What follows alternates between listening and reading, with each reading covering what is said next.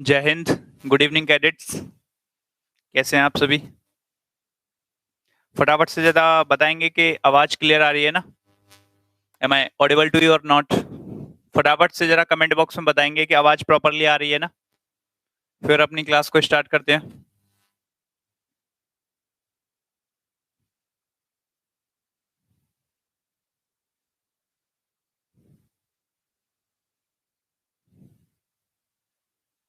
चलिए, हाँ, आवाज़ क्लियर आ रही है। तो चलिए हम अपनी क्लास को स्टार्ट कर रहे हैं। और कल हम कहाँ पर थे? कल हम प्रियम्बल पढ़ रहे थे और प्रियम्बल में सिर्फ हमने ये समझा था कि प्रियम्बल क्या है। उसके बारे में वहां से आगे जो क्लास को कंटिन्यू करते हैं और देखते हैं आज क्या है। पीडीएफ मैंने आप लोगों को डलवा दी थी, जो कल वाली पीडीएफ थी आज हम उसी को पढ़ेंगे जो उसमें बचा हुआ था, और बाकी आगे की पीडीएफ अभी जो क्लास के बाद में डलवा दूंगा। लेकिन उससे पहले जरा एक बात सुन लीजिए कि एक बच्चा पूछ रहा था कि सर आपने बताया था कि 26 जनवरी 1930 से हम लोग स्वतंत्रता दिवस मना रहे हैं। मतलब या आप उसे पूर्ण स्वराज डे भी कह सकते हैं या फिर इंडिपेंडेंस डे या स्वतंत्रता दिवस भी कह सकते हैं। बिल्कुल मना रहे हैं, ठीक है। तो 15 अगस्त 1947 से क्या लिखा है? और 15 अगस्त 1947 से 15 अगस्त को मानने लगे हैं। ठीक है, बिल्कुल सही बात है। तो 26 जनवरी को पुरानी तिथि वाला स्वतंत्रता दिवस मनाते थे। दो दो स्वतंत्रता दिवस मनाते थे। तो वो सुन ले जरा कि हुआ क्या था। मैंने तुम्हें बताया था कि हम 26 जनवरी 1930 से क्या मना रहे हैं? पूर्ण स्वराज डे कह सकते हैं या इंडिपेंडेंस डे कह सकते हैं या फिर पूर्ण स्वराज डे हम जो मना रहे हैं। इसके बाद क्या हुआ? इसके बाद हम मनाते मनाते आ रहे थे, तो लेकिन अंग्रेजों ने हमें कब आजाद कर दिया? 15 अगस्त 1947 को। 15 अगस्त, पेन का है मेरा।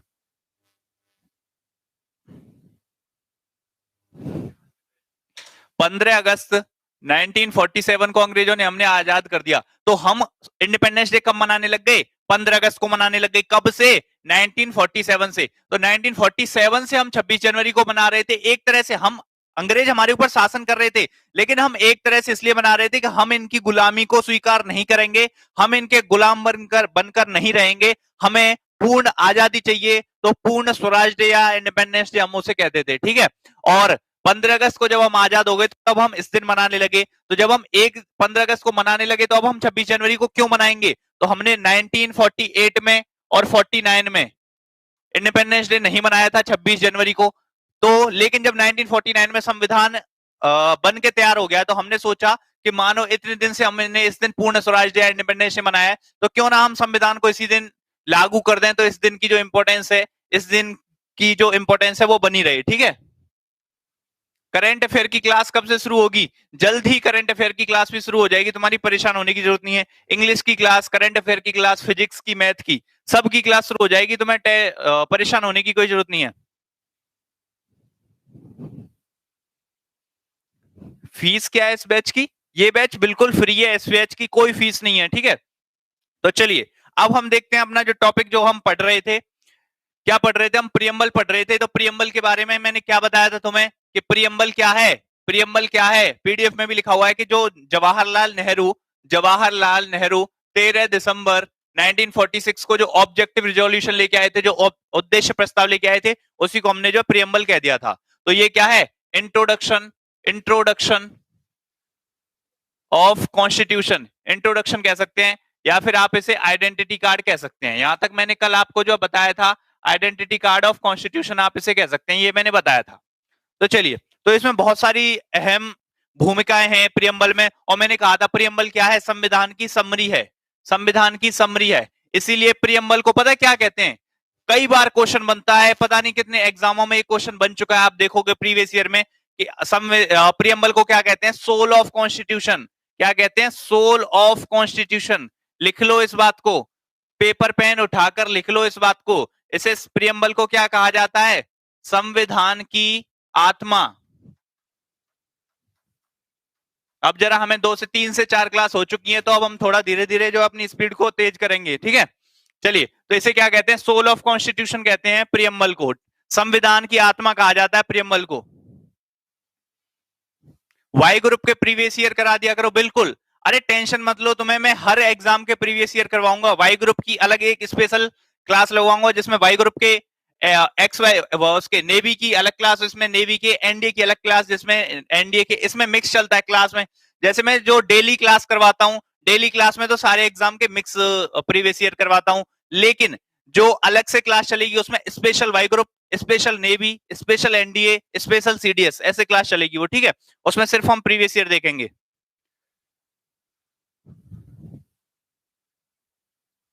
अप्रैल करंट अफेयर अप्रैल के बाद की भी आएगी क्या? देखिए अभी डिपेंड करता है एग्जाम कब होगा। अगर रिसेंटली एग्जाम हो जाता है तो नहीं आएगी, लेकिन एग्जाम 2 से 3 महीने बाद अगर होता है तो बिल्कुल डेफिनेटली आएगी, वो अप्रैल की भी आएगी और मई की भी आएगी उसमें, ठीक है। चलिए वो सब मैं आपको कवर करवा दूंगा, परेशान होने की जरूरत है नहीं।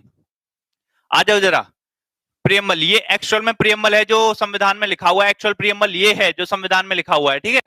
और ये मैंने बताया था कहां लिखा हुआ है, जैसे ही हम संविधान की बुक खोलेंगे तो फ्रंट पेज पर सबसे पहला पेज क्या है? प्रियम्बल है। आ जाओ जरा, ये सब मैंने बता दिया था। प्रियम्बल मैंने क्या बताया था? American constitution. हमने प्रियम्बल को कहां से लिया है? प्रियम्बल का आइडिया हमने कहां से लिया है? अमेरिका से लिया है, ये भी मैंने बता दिया था। American constitution was the first to begin with a preamble. Many countries including India followed this practice. The preamble refers to the introduction, या फिर कह सकते हैं आइडेंटिटी कार्ड ऑफ कॉन्स्टिट्यूशन, ये भी बता दिया था। Preamble of Indian constitution is based on the objective resolution drafted bye JL Nehru on 13th of December 1946, which was passed by the Constituent Assembly on the 22nd of January 1947। तो ये यहां तक मैंने तुम्हें जो बता दिया था। अब करते हैं बात किसकी? Preamble as the part of constitution. तो ये चीज भी मैंने कल तुम्हें बताई थी। संविधान, क्या प्रियम्बल संविधान का भाग है या नहीं है? तो दो इंपॉर्टेंट केस बताए थे मैंने, दो इंपॉर्टेंट केस बताए थे। एक था बेरूबरी यूनियन केस, और दूसरा जो केस था वो कौन सा था? केशवानंद भारती केस। केशवानंद भारती केस हुआ था 1973 में, और बेरूबरी यूनियन केस कब हुआ था? 1960 में हुआ था, ठीक है। तो बेरूबरी यूनियन केस में कहा था कि प्रियम्बल संविधान का भाग नहीं है, और केशवानंद भारती केस में कहा था कि प्रियम्बल संविधान का भाग है। यहां तक मैंने आप सबको बता दिया था, ठीक है ना।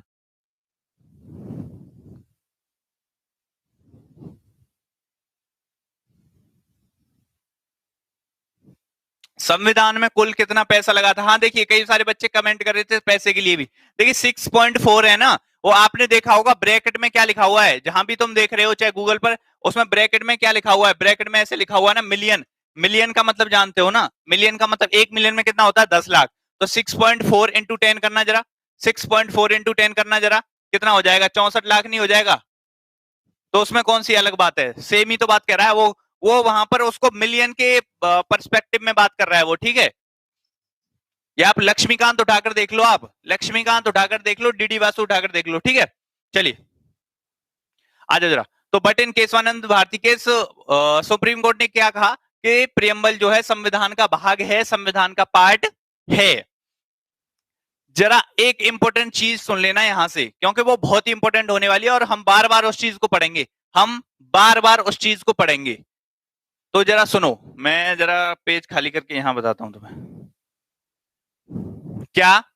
ये जो हमारा संविधान है, ये जो हमारा संविधान है, मैंने क्या बताया इसमें? जब ये लागू हुआ था तो इसमें कितने आर्टिकल थे? 395 आर्टिकल थे। तो हमने पूछा कि संविधान सभा से, क्या अब ये जो आर्टिकल हैं वो एकदम फिक्स रहेंगे, अब हम इनमें कोई चेंज नहीं कर सकते, कोई बदलाव नहीं कर सकते? तो संविधान सभा बोली नहीं, हम बदलाव कर सकते हैं समय के अनुसार। समय के अनुसार अगर हमें कुछ चेंज चाहिए तो हम इनमें कुछ चेंज कर सकते हैं। कि कैसे कर सकते हैं? कि हमने ये जो आर्टिकल है ना 395, इनमें से एक आर्टिकल है जिसका नाम है 368। जिसका नाम क्या है? 368। कि ये जो 368 आर्टिकल है ना, हमने इसमें लिख रखा है, आप इसमें संविधान में चेंज कैसे कर सकते हैं। कि ये जो आर्टिकल नंबर 368 है, हमने इसमें अनुच्छेद नंबर जो 368 है, हमने इसमें लिख रखा है कि आप संविधान के अंदर कोई भी चेंज कर सकते हैं या बदलाव कर सकते हैं। वो कैसे कर सकते हैं, हमने इसमें लिख रखा है कि ठीक है। तो उसे क्या बोलेंगे? कि हमने कहा कि उसमें चेंज वर्ड यूज नहीं करेंगे, हम चेंज वर्ड यूज नहीं करेंगे। तो कौन सा वर्ड यूज करेंगे? अमेंडमेंट। क्या करेंगे? अमेंडमेंट, संशोधन। तो आप समझिए जरा, पॉलिटी की लैंग्वेज में चेंज वर्ड को क्या बोलते हैं? अमेंडमेंट बोलते हैं। पॉलिटी की लैंग्वेज में चेंज वर्ड को क्या बोलते हैं? अमेंडमेंट बोलते हैं। तो यहां से आप समझ लीजिए। और संविधान में कोई भी चेंज कैसे हो सकता है वो मैं बताऊंगा। मेजोरिटी कितनी चाहिए होती है, कौन वो लोग हैं जो चेंज करेंगे, वो सब ठीक है। लेकिन आप सिर्फ अभी कितना याद रखिए, मैं यहां से इसलिए बताता हूं चीजों को कनेक्ट करना सीखिए। अभी जितना पढ़ा है उससे रिलेटेड आगे कुछ चीजें देखेंगे, फिर उससे रिलेटेड आगे देखेंगे, तो हम कनेक्ट करते जाएंगे। अभी हमें पता ही नहीं कि कौन चेंज, हमें कह दूं पार्लियामेंट चेंज करेगी इतनी मेजोरिटी से, पार्लियामेंट में कौन से लोग आएंगे, लोकसभा क्या है, राज्यसभा क्या है, वो अभी पढ़ा नहीं है, तो हम उसे तभी देखेंगे। बस इतना याद रखिए, संविधान में अगर कोई भी चेंज करना है तो वो कौन से आर्टिकल के थ्रू करते हैं, हम 368 के थ्रू करते हैं, और उसे क्या बोलते हैं, अमेंडमेंट बोलते हैं, संशोधन बोलते हैं। ठीक है। राजेंद्र प्रसाद प्रेसिडेंट कब बने थे, ये मैंने तुम्हारी पीडीएफ में लिख रखा है कि राजेंद्र प्रसाद प्रेसिडेंट कब बने थे, 24 जनवरी 1950 को बने थे भाई, 24 जनवरी 1950 को बने थे, और इसी दिन हमने नेशनल एंथम को अपनाया था, नेशनल एंथम और नेशनल सॉन्ग को अपनाया था। चलिए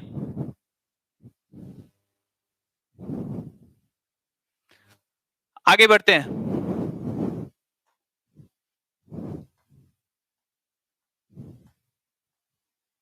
तो यहां तक तो मैंने तुम्हें बता दिया था, और मैंने ये भी बताया था एक और केस हुआ था बाद में, LIC ऑफ इंडिया केस 1995 में, उसमें भी सुप्रीम कोर्ट ने क्या कहा था कि प्रियम्बल पार्ट है।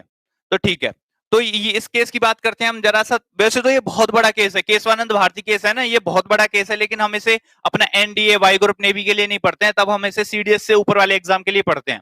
तो जो भी CDS से ऊपर वाले एग्जाम है उनके लिए मैं स्पेशल क्लास पॉलिटी खत्म होने के बाद लगाऊंगा, कुछ टॉपिक जो डेप्थ में होंगे वो करवाऊंगा, लेकिन अभी फिलहाल सबके लिए है, तो इसमें हम ज्यादा डेप्थ में नहीं जाएंगे, लेकिन समझेंगे। तो ये भी मैंने बताया था तुम्हें क्या, कि केशवानंद भारती केस में क्या कहा गया था, however supreme court declared that the preamble is neither the source of power, ना प्रियम्बल किसी को पावर देता है ना किसी की पावर को कम करता है। जब प्रियम्बल ने हमें पावर नहीं दी है तो हम कैसे कैसे सुप्रीम कोर्ट में जा सकते हैं कि भाई मेरे प्रियम्बल का वॉल्यूशन हो गया है, मेरे प्रियम्बल का उल्लंघन हो गया है, ये कहकर हम सुप्रीम कोर्ट में तो नहीं जा सकते। तो ये क्या है, प्रियम्बल क्या है, जस्टिफिएबल है, हंस can't be enforce in the court. हम कोर्ट में ऐसे नहीं जा सकते कि भाई साहब जज साहब हाँ मेरे प्रियम्बल का वॉल्यूशन हो गया है और जरा सरकार को सजा सुना दो, तो ऐसा हम नहीं कह सकते कि प्रियम्बल का वॉल्यूशन, मतलब प्रियम्बल को लेकर हम किसी से शिकायत नहीं कर सकते, कोर्ट में नहीं जा सकते। ठीक है सर, अभी लागू हुआ तब कितने अनुच्छेद थे, अभी कितने अनुच्छेद हैं, जरा सुन लो।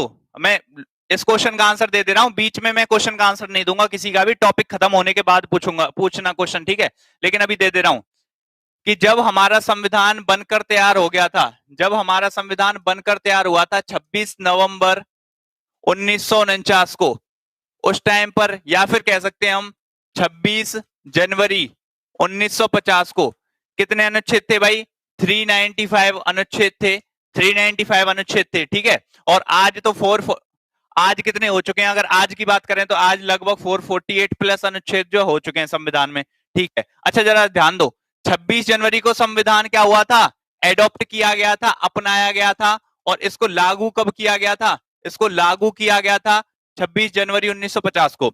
लेकिन लेकिन संविधान का कुछ हिस्सा, संविधान का कुछ हिस्सा जो बहुत ही जरूरी था, जो बहुत ही महत्वपूर्ण था, उसे कब लागू कर दिया गया था, उसे 26 जनवरी को ही लागू कर दिया गया था। तो इन 395 में से 16 आर्टिकल, कितने, इन 395 में से 16 आर्टिकल्स को कब लागू कर दिया गया था, 26 जनवरी को। 395 में से 16 आर्टिकल्स को, 16 अनुच्छेदों को कब लागू कर दिया गया था, 26 जनवरी को ही कर दिया गया था। अब यहां पर कई सारे बच्चों को डाउट होगा, क्योंकि उन्होंने किताबों में कितना पढ़ा होगा, 15 पढ़ा होगा, बहुत सारी किताबों में 15 लिख रखे हैं, लेकिन यहां समझो जरा बात को, 15 आर्टिकल्स को इंप्लीमेंट किया गया था, ठीक है, लेकिन आर्टिकल नंबर 394 में क्या लिखा है कि ये हमें कैसे पता चला कि उन 15 आर्टिकल को इंप्लीमेंट किया, हमें कैसे पता, हम तो तब नहीं थे। तो संविधान के आर्टिकल नंबर 394 में क्या लिखा हुआ है कि इन 15 आर्टिकलों के नाम दे रखे हैं, 5, 6, 7, 8, 9, 60, 324, ऐसे करके जो 15 आर्टिकल बता रखे हैं, और कहा गया है ये 15 आर्टिकल संविधान के कब से लागू हो जाएंगे, 26 नवंबर 1949 से हो जाएंगे। तो ये 15 आर्टिकल और जिस आर्टिकल में ये लिखा हुआ है वो आर्टिकल, तो अगर इन दोनों को जोड़ दें तो कितने हो जाएंगे, 16 हो जाएंगे। तो राइट आंसर कितना हो जाएगा, 16 हो जाएगा, कहीं पर 15 हो तो टेंशन नहीं लेनी है, 16 राइट आंसर होगा। 225 क्या है, 376 क्या है। अब या तो मैं तुम्हारे क्वेश्चंस के ही आंसर दूंगा, या फिर मैं अपने तरीके से वैसे पढ़ाते जा रहा हूं धीरे धीरे, तुम्हारा एक भी डाउट नहीं रहेगा। तो अभी मैं अपने अकॉर्डिंग पढ़ा रहा हूं, बाद में जब टॉपिक खत्म हो जाएगा फिर मैं तुम्हें टाइम दूंगा ना पूछने का, फिर पूछने लगेगा 123 में क्या है, 143 में क्या है, मैं सब बताऊंगा ना, लेकिन अभी ऐसे नहीं, बीच में नहीं। आ जाओ जरा। तो मैंने तुमसे क्या कहा था कि जब सुप्रीम कोर्ट में केस चल रहा था, अब देखो, अब बीच में डिस्टर्ब मत करना ना, मैं आपके आंसर क्वेश्चन का आंसर दूंगा अभी फिलहाल, क्योंकि मुझे टॉपिक कंप्लीट करने दो। टॉपिक कंप्लीट होने के बाद में क्वेश्चन पूछ लेना कि जब सुप्रीम कोर्ट में केस चल रहा था, कौन सा केस? केशवानंद भारती केस चल रहा था, ठीक है। कब चल रहा था? कब चल रहा था भाई? तो सबको पता है केशवानंद भारती केस कब चल रहा था? 1973 में केशवानंद भारती केस चल रहा था। तो उसमें पूछा गया प्रियम्बल पार्ट है या नहीं है, तो सुप्रीम कोर्ट ने कह दिया पार्ट है। तो वहीं लगे लगे, आप इंडियंस को तो जानते ही हैं, एक काम के लिए कभी जाते नहीं बाहर, तो बोले अच्छा पार्ट है तो हम इसमें चेंज भी कर सकते हैं, कि हाँ भाई आप चेंज तो कर सकते हो। सुप्रीम कोर्ट ने कहा हाँ बिल्कुल पार्ट है तो चेंज कर सकते हो। और मैंने चेंज कैसे करेंगे आपको बता ही रखा है, आर्टिकल 368 के अकॉर्डिंग चेंज करेंगे, और उस चेंज को क्या बोलेंगे? अमेंडमेंट बोलेंगे। क्या बोलेंगे? अमेंडमेंट या फिर संशोधन। तो जब सुप्रीम कोर्ट ने कह दिया कि हाँ तुम प्रियम्बल को चेंज कर सकते हो, तो इंडियंस ज्यादा इंतजार नहीं करते, उन्होंने कहा सुप्रीम कोर्ट ने कह दिया हम चेंज कर सकते हैं तो एक बार करके देख लेते हैं। एक बार क्या करते हैं? करके देख लेते हैं। तो ये केस हुआ था 1973 में, और इंडियंस से ज्यादा इंतजार हुआ नहीं, और इंडियंस ने ज्यादा टाइम ना गवाते हुए बस 2 से 3 साल के बाद ही संविधान में क्या कर दिया? चेंज कर दिया। कब किया?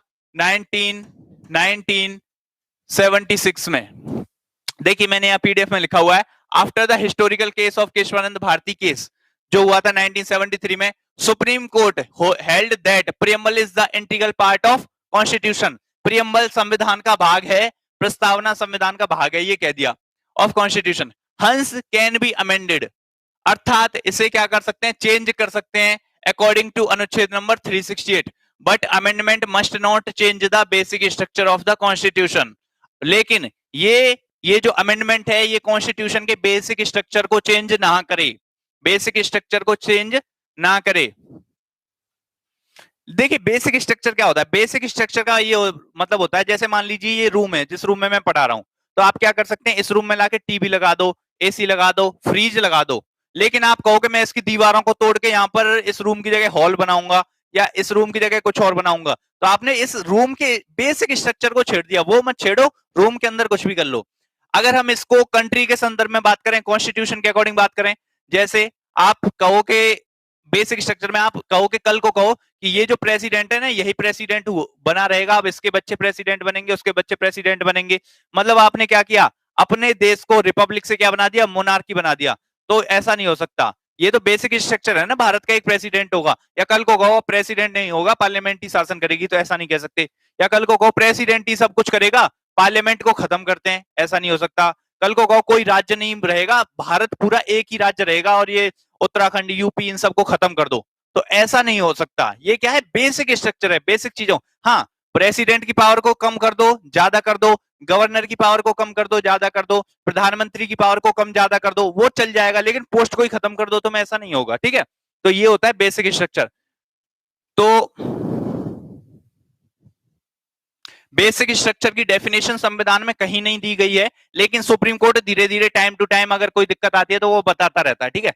तो हमने कहा चलो ठीक है, हम क्या करते हैं, केशवानंद भारती केस में क्या कहा गया था कि चेंज कर सकते हैं, तो इंडियन से ज्यादा इंतजार हुआ नहीं, और केस के 3 साल बाद ही, केस कब हुआ था? केस कब हुआ था? 1973 में। इसके 3 साल बाद ही हमने क्या कर दिया? प्रियम्बल में चेंज कर दिया। और हमने प्रियम्बल में कितने वर्ड जोड़े? हमने प्रियम्बल में कितने वर्ड जोड़े? जी हाँ, हमने प्रियम्बल में जोड़े कितने वर्ड? 3 वर्ड। हमने प्रियम्बल में 3 नए वर्ड जोड़े चेंज करने के बाद। Our preamble was amended only once. और याद रखना हमारे को सिर्फ एक ही बार चेंज किया गया है, एक ही बार चेंज किया गया है, और उसमें 3 नए वर्ड जोड़े गए थे, 3 नए शब्द जोड़े गए थे, ठीक है। और वो चेंज कब हुआ था? 1976 में बाय 42nd अमेंडमेंट एक्ट। अच्छा सर ये अमेंडमेंट एक्ट क्या होता है, जरा ये समझाओ पहले, तो ये समझ नहीं आया। सुनो जरा, मैंने तुम्हें क्या बताया? मैंने तुम्हें क्या बताया कि अगर हमें संविधान में कोई भी चेंज करना है तो हम कौन से आर्टिकल के थ्रू करेंगे? 368 के थ्रू करेंगे, और उसको क्या बोलेंगे? अमेंडमेंट बोलेंगे। चलो मान लिया हमने बात, उसको हम संशोधन बोलेंगे, ये बात तो हमने मान ली, चलो ठीक है। अब सुनो, अब ये संविधान है, तुम्हारे पास एक किताब है संविधान में, उसमें पहली बार कोई चेंज करोगे, पहली बार संविधान में कोई चेंज करोगे तो वो क्या कहलाएगा? फर्स्ट अमेंडमेंट कहलाएगा ना, पहला चेंज कहलाएगा ना। ठीक है, उसमें दूसरी बार करोगे दूसरा अमेंडमेंट, तीसरी बार चेंज करोगे तीसरा अमेंडमेंट।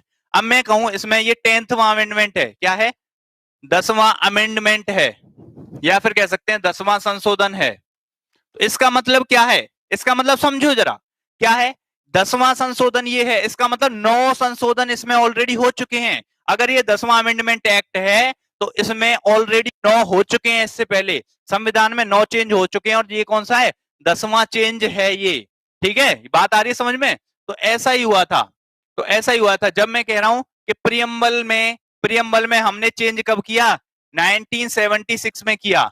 76 में किया, कितने वर्ड जोड़े? 3 वर्ड जोड़े हमने। कौन कौन से वर्ड जोड़े हमने? 3। ये अभी मैं पीडीएफ में दिखा दूंगा तुम्हें। इनको हम सिस करके जानते हैं, सिस, सोशलिस्ट, सेक्युलर और इंटीग्रिटी। सोशलिस्ट मतलब समाजवाद, सेक्युलर का मतलब धर्मनिरपेक्ष, और इंटीग्रिटी का मतलब क्या है? अखंडता। सब कुछ तुम्हारी पीडीएफ में ऑलरेडी लिखा हुआ है, अखंडता। तो ये 3 वर्ड जोड़े हमने किसमें? संविधान में। कब जोड़े? 1976 में। अगर हमें संविधान में कुछ भी जोड़ना है तो उसके लिए हमें अमेंडमेंट करना पड़ेगा, चेंज करने पड़ेगा। तो ये कौन से नंबर का चेंज था? ये कौन से नंबर का चेंज था? ये आता है क्वेश्चन आपके एग्जाम में, बहुत बार क्वेश्चन पूछा गया है कि संविधान में जो हमने प्रियम्बल में चेंज किया था वो कौन सा अमेंडमेंट एक्ट था, कौन सा चेंज था? तो भाई ये कौन सा चेंज था? 42वां 42nd अमेंडमेंट था ये। कब हुआ था? 1976 में। तो यहां से हमें ये याद रखना है, प्रियम्बल में सिर्फ एक ही बार चेंज हुआ है, और वो कौन सा चेंज था? 42वां। इसका मतलब समझ रहे हो ना, 41 चेंज हो चुके हैं इससे पहले। वो 41 चेंज क्या है, करेंगे बात, लेकिन ये कौन सा चेंज था ये याद रखो। तो ये 42वां चेंज था, और ये कब हुआ था? 1976 में हुआ था। ठीक है, 1976 में हुआ था 42वां चेंज। तो यहां से हमें ये याद रखना है, ठीक है। 42nd amendment act 1976। अब आ जाओ जरा अपने पीडीएफ पर। पीडीएफ क्या कह रही है तुम्हारी? Our preamble was amended only once in so far in 1976 by 42nd amendment act. हमारी प्रस्तावना को केवल 1976 में 42वें संशोधन अधिनियम द्वारा अब तक केवल एक बार संशोधित किया गया है, जिसमें प्रस्तावना में समाजवादी, धर्मनिरपेक्ष और अखंडता 3 शब्द जोड़े गए थे। कौन कौन से? Socialist, secular and integrity. तो ये 3 शब्द जोड़े गए थे हमारे प्रियम्बल में। इनका मतलब क्या होता है वो अभी मैं समझा रहा हूं, टेंशन मत लो। तो यहां तक सबको क्लियर हुआ? यहां तक सबको क्लियर हुआ? किसी को कोई डाउट है फटाफट से बताओ। यहां तक सबको क्लियर हो गया? किसी को कोई डाउट है तो फटाफट से पूछ लो।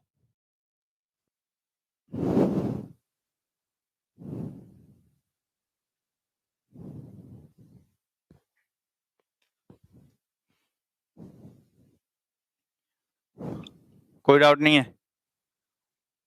No doubt sir, clear. चलो फिर आ जाओ। अब देखो, अब यहां से 3-4 चीजें और देखेंगे हम प्रियम्बल से रिलेटेड, फिर हमारा प्रियम्बल खत्म हो जाएगा। अब यहां से 3-4 चीजें और देखेंगे प्रियम्बल से रिलेटेड, फिर हमारा प्रियम्बल जो है खत्म हो जाएगा। तो समझिए जरा क्या है वो 3-4 चीजें कि प्रियम्बल में। आ जाओ जरा, तुम्हें ओरिजिनल प्रियम्बल ही दिखा देता हूं। प्रियम्बल की सबसे पहली लाइन देखो क्या कह रही है। प्रियम्बल की सबसे पहली लाइन देखो क्या कह रही है। We the people of India. क्या? We the people of India. यहां से हमारा प्रियम्बल स्टार्ट होता है। सबसे पहली लाइन प्रियम्बल की क्या है? We the people of India having solemnly resolve to constitute India into a sovereign socialist secular. बाकी आगे देखते हैं। हिंदी में देखो, हम भारत के लोग। इसका मतलब क्या है? ये समरी है संविधान की, और संविधान की समरी में क्या लिखा हुआ है? हम भारत के लोग। संविधान किसके लिए है? हम भारत के लोगों के लिए है।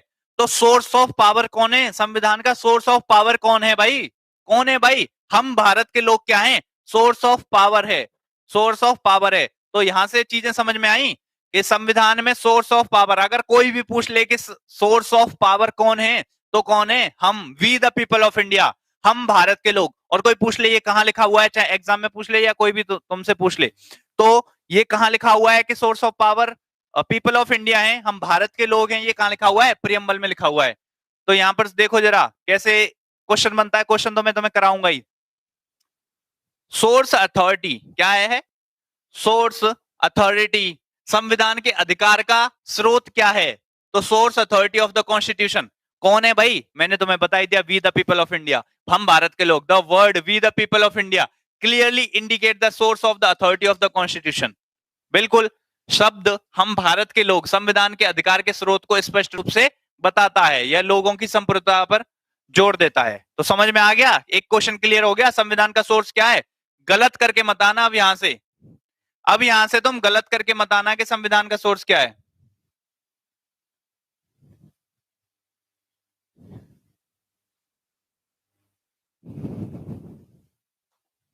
चलिए, अच्छा, अब देखिए ये क्या पूछा, nature of the Indian state. Nature of the Indian state, Bharat कैसा है, भारत का नेचर क्या है, भारत कैसा है, भारत का नेचर क्या है। तो उसमें हमें 5 वर्ड समझने होते हैं, 5 शब्द समझने होते हैं, 5 शब्द डिफाइन करेंगे भारत के नेचर को। वो कौन कौन से हैं? It declared India to be a sovereign, socialist, secular, democratic republic, एक संप्रभु, समाजवादी, धर्मनिरपेक्ष, लोकतांत्रिक एवं गणतांत्रिक देश है हमारा। जो भारत है वो क्या है, गणतांत्रिक भी है, लोकतांत्रिक भी है, एक संप्रभु भी है, एक गण राज्य भी है, और क्या है, धर्मनिरपेक्ष भी है, समाजवादी भी है। तो ये सारे चीजें क्या बताती हैं, भारत के बारे में बताती हैं। किसके बारे में बताती हैं?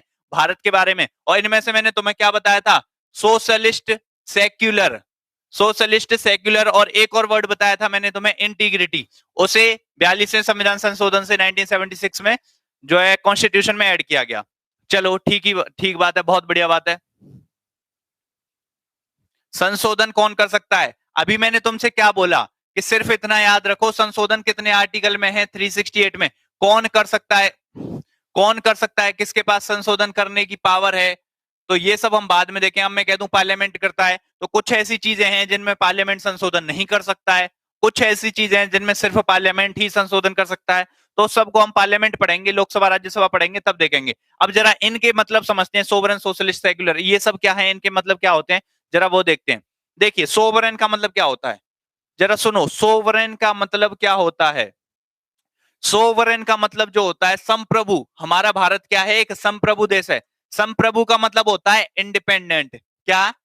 इंडिपेंडेंट। इंडिपेंडेंट मतलब जानते हो ना, स्वतंत्र। स्व, एक मिनट रुक जाओ, ऐसे ही लिखते हैं ना स्वतंत्र, बताना सही है ना, स्वतंत्र। अरे गलत भी होगा तो तुम समझ लो यार, स्वतंत्र है, मैं बोल दे रहा हूं। तो स्वतंत्र, हमारा भारत क्या है, स्वतंत्र है, आजाद है, इंडिपेंडेंट है। इंडिपेंडेंट मतलब समझते हो ना तुम, जैसे तुम घर परिवार में रहते हो, तो तुम क्या करोगे, नहीं क्या नहीं करोगे, मम्मी पापा के अकॉर्डिंग तुम्हें करना पड़ता है। लेकिन तुम घर परिवार छोड़ के कहीं बाहर चले जाते हो, रूम लेके रहते हो, तो तुम स्वतंत्र हो जाते हो, तुम जो चाहो कर सकते हो। रात को 12 बजे तक, 2 बजे तक तुम पढ़ाई करना चाहो पढ़ाई कर सकते हो, अपना फोन में मूवी देखना चाहो मूवी देखना चाहते हो देख सकते हो। मतलब तुम आजाद हो अपने डिसीजन लेने के लिए, अपने डिसीजन लेने के लिए क्या हो, आजाद हो। ऐसे ही इसी प्रकार इंडिया अपने डिसीजंस लेने के लिए आजाद है, किसी देश पर निर्भर नहीं है। मान लो इंडिया में हमें कोई नया रूल लेके आना है, तो क्या हम पूछेंगे, चाइना से पूछने जाएंगे, भाई चाइना हमें नया रूल लेके आना है, हम ले आए या नहीं ले आए? क्या हम अमेरिका से या ब्रिटेन से पूछने जाएंगे, क्या हमें कोई नया रूल लेके आना है, हम उनसे पूछने जाएंगे भाई हमें नया रूल लेके आना है, ले आए या ना ले आए? या लेकिन घर में हमें क्या है, मम्मी पापा से पूछना पड़ता है ना, लेकिन जब हम बाहर रहते हैं तो खुद ही सारे काम करते हैं। इसी प्रकार से इंडिया अपने डिसीजंस लेने के लिए फ्री है, इंडिपेंडेंट है। तो इसी को हम कहते हैं सोवरन या फिर संप्रभु। मान लो इंडिया में ट्रैफिक रूल्स हैं, ट्रैफिक रूल्स का आपने देखा होगा कि उनकी कीमतें बढ़ा दी गई, जो चालान 100 रुपए का था 1000 का कर दिया। क्या हमने किसी दूसरे देश से पूछा इसको बढ़ाने के लिए? अपने कंट्री में नया रूल लाने के लिए हम दूसरे देश से पूछते हैं? फार्म्स बिल लेके आए थे, क्या किसी दूसरे देश से पूछा? नागरिकता अधिनियम ले आए, क्या किसी दूसरे देश से पूछा? नहीं। मतलब इंडिया स्वतंत्र है। अब ये स्वतंत्र जो होता है वो दो तरीके से होता है, एक होता है एक्सटर्नल और एक होता है इंटरनल। ये देखो, एक होता है एक्सटर्नल और एक होता है इंटरनल। एक्सटर्नल का मतलब है बाहरी, बाहरी मतलब विदेशी नीति हमारी कैसी होगी, हमें किस देश के साथ कैसे संबंध रखने हैं, हमें पाकिस्तान के साथ कैसे संबंध रखने हैं, हमें पाकिस्तान की जगह चाइना के साथ कैसे संबंध रखने हैं, रशिया के साथ कैसे संबंध रखने हैं, फ्रांस के साथ कैसे संबंध रखने हैं, मतलब विदेशों के साथ हमें कैसे संबंध रखने हैं, ये इंडिया खुद डिसाइड करेगा, कोई उसे ऑर्डर नहीं देगा। अगर हम बात करें इंटरनल की, आंतरिक का मतलब क्या होता है, इंडिया के अंदर कोई भी हमें कानून लाना है, कोई भी नए रूल्स लेके आना है, तो उसके लिए भी इंडिया फ्री है, किसी से पूछने की जरूरत नहीं है। तो ये इसका क्या मतलब होता है, सोवरन। क्या इंडिया एक सोवरन कंट्री है? बिल्कुल है। इंडिया एक इंडिपेंडेंट कंट्री है। अच्छा, जब अंग्रेज हमारे ऊपर शासन करते थे तब हम इंडिपेंडेंट नहीं थे, सोवरन नहीं थे, क्योंकि हमें कुछ भी करना है अपने देश में तो हमें अंग्रेजों से पूछना पड़ता था। ठीक है।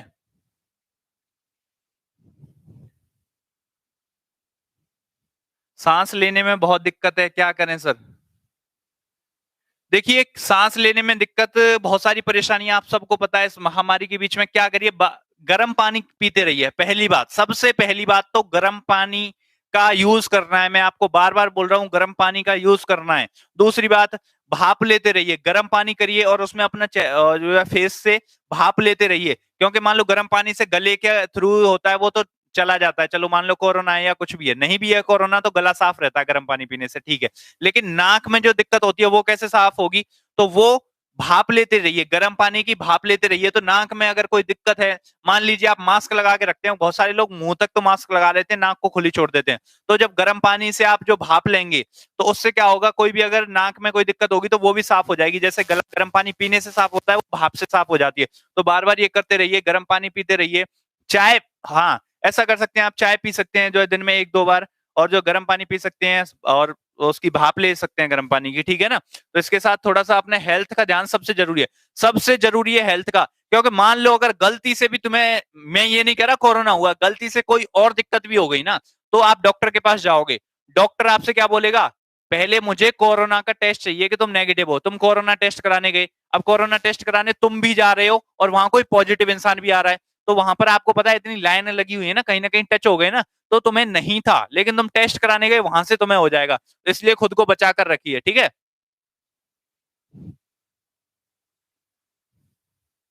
घर पर रहो, बिल्कुल घर पर रहो, जितना हो सके उतना भीड़ से घर अलग रहो, घर पर रहो। चलिए, तो ये संप्रभु समझ आ गया। नेक्स्ट, नेक्स्ट कौन सा है? सोशलिस्ट। नेक्स्ट कौन सा है?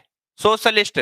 सोशलिस्ट का क्या मतलब होता है भाई? ये तो सारे बच्चे जानते ही होंगे कि सोशलिस्ट का क्या मतलब होता है। बताइए जरा फटाफट से, सोशलिस्ट का क्या मतलब होता है?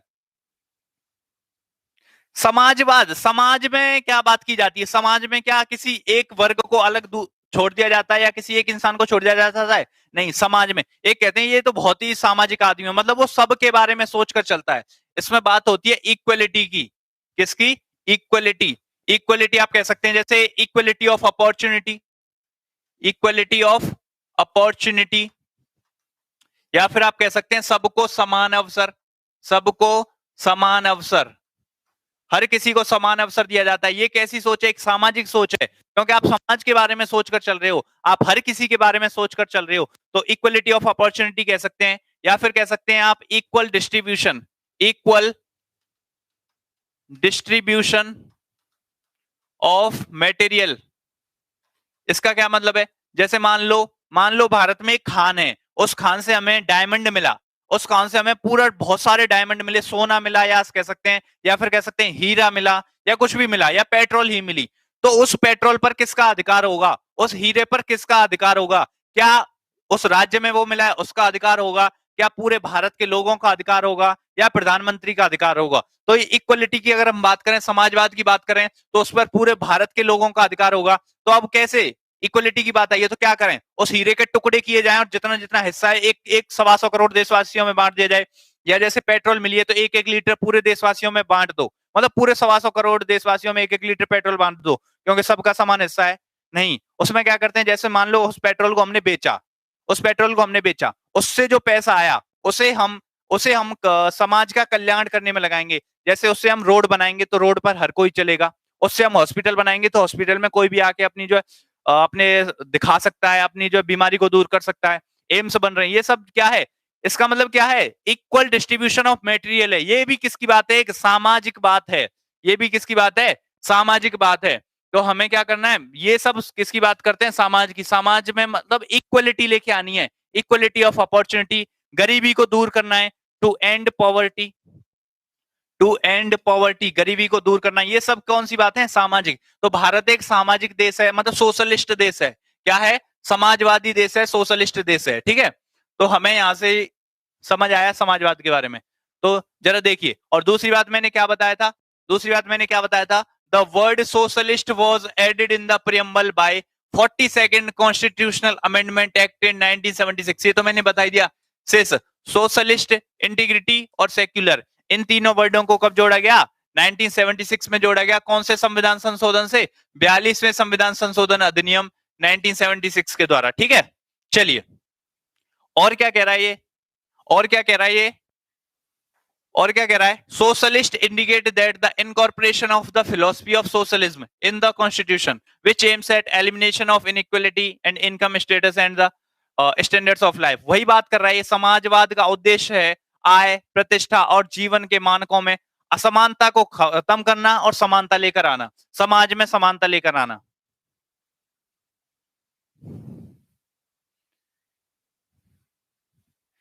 कुछ भी इक्वलिटी नहीं है। देखिए संविधान में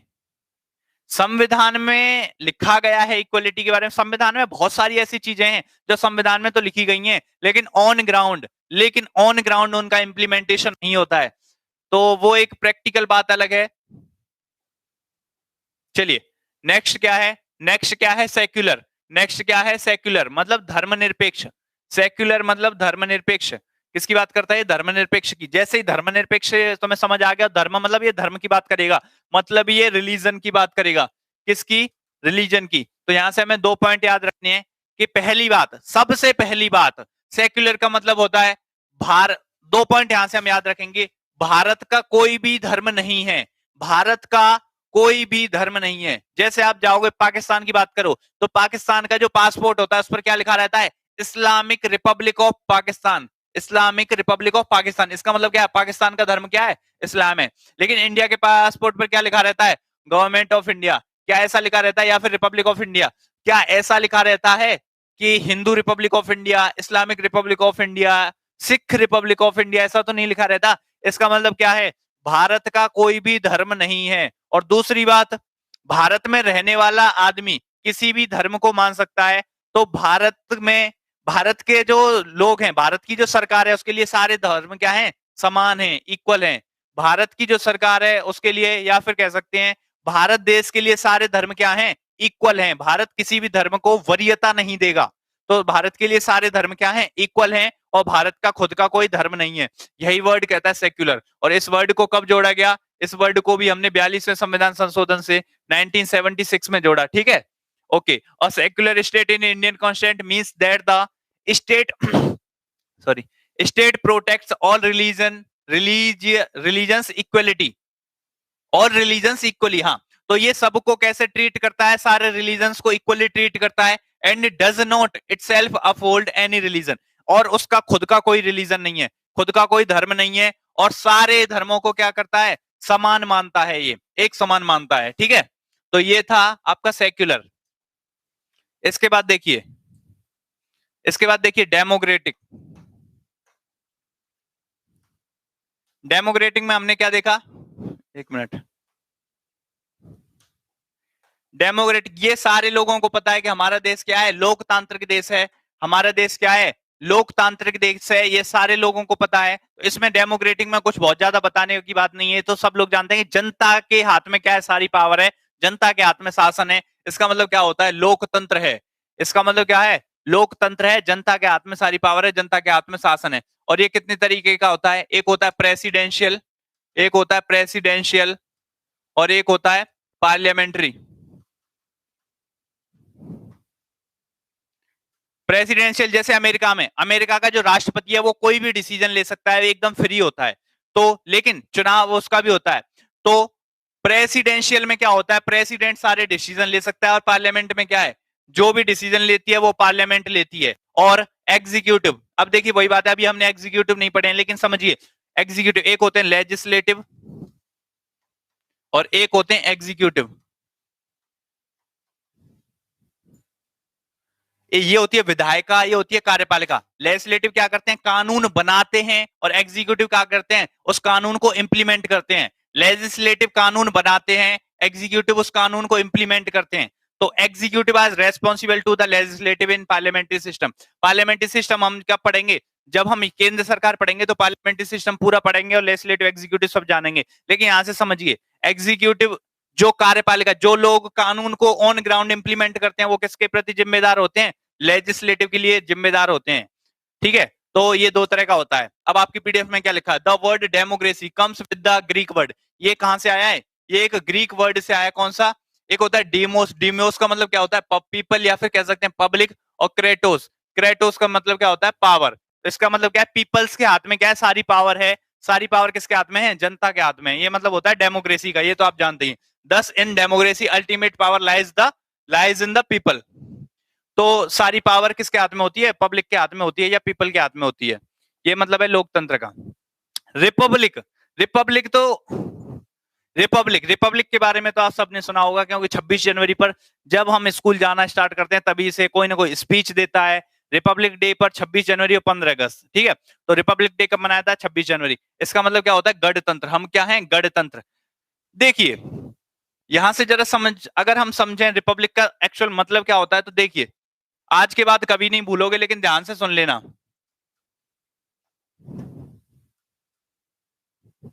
किसी भी कंट्री का जो हेड होता है, किसी भी देश का जो हेड होता है, किसी भी कंट्री का हेड होता है, अगर ये वंश के आधार पर, हेरिडिटी के आधार पर अगर आता है, उस कंट्री को हम कहते हैं, उस कंट्री को हम कहते हैं मोनार्की, या फिर कह सकते हैं राजतंत्र। अभी समझा रहा हूं जरा डिफरेंस। क्या कह सकते हैं उसे? राजतंत्र।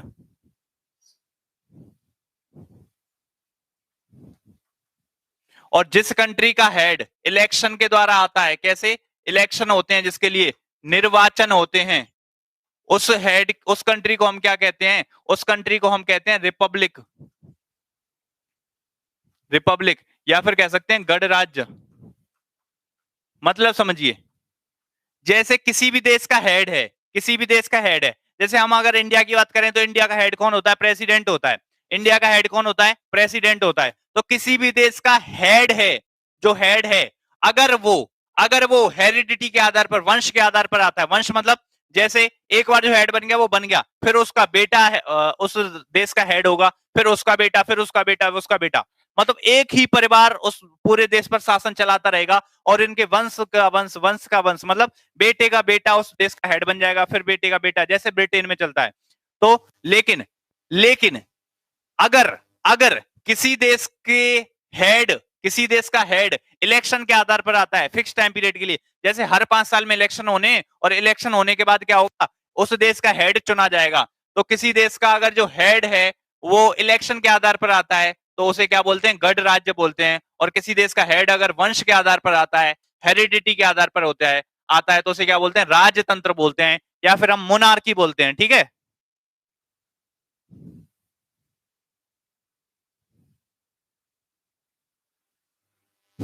हम्म।